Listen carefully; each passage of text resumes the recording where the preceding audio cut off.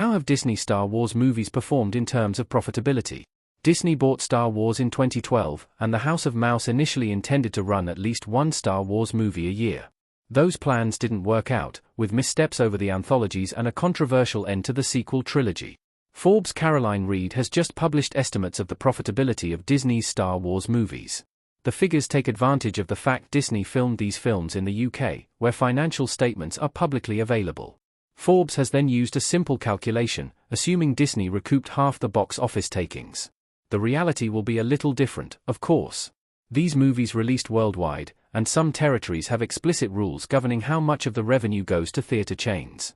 Meanwhile, it's common for large studios to push for a greater amount of the takings for blockbusters, and Disney is known to have done this with Star Wars.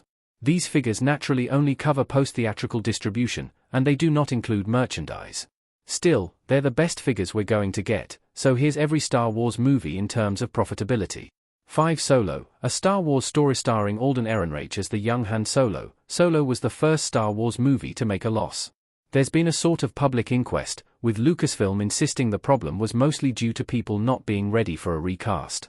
In reality, the movie never had a strong concept and expensive reshoots reportedly doubled Solo's budget. Solo released after a vocal backlash to The Last Jedi and around the same time as Avengers: Infinity War. Lackluster marketing pretty much doomed it. Disney seemed to believe a Star Wars movie could never fail, and learned the truth the hard way. For Star Wars: The Rise of Skywalker, this is not the way the sequel trilogy was supposed to end. The Rise of Skywalker made a profit, but it was nothing like big enough. It came after the controversy of The Last Jedi and the box office failure of Solo. Given this performance, it's easy to see why Lucasfilm pivoted away from the big screen for the last 6 years. 3. Rogue One, a Star Wars story. A critical darling, Rogue One would likely have had an even better ROI if not for substantial reshoots. Rogue One, it was like, there's a corpse on the table, what are you gonna do?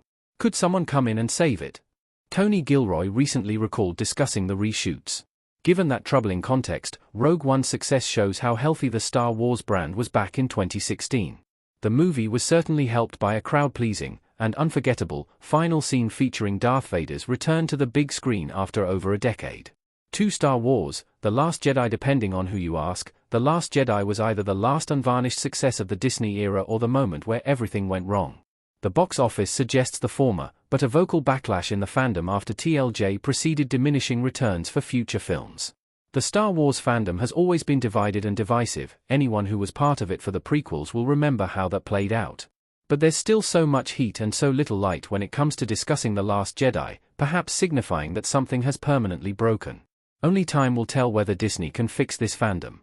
1. Star Wars: The Force Awakens. Star Wars: The Force Awakens was Disney's most expensive movie, which makes sense. The sheer scale was unprecedented, and Lucasfilm needed to create a film pipeline from scratch. But it was also an unprecedented cinematic event, a once-in-a-generation lightning strike, and it is Disney's most profitable Star Wars film.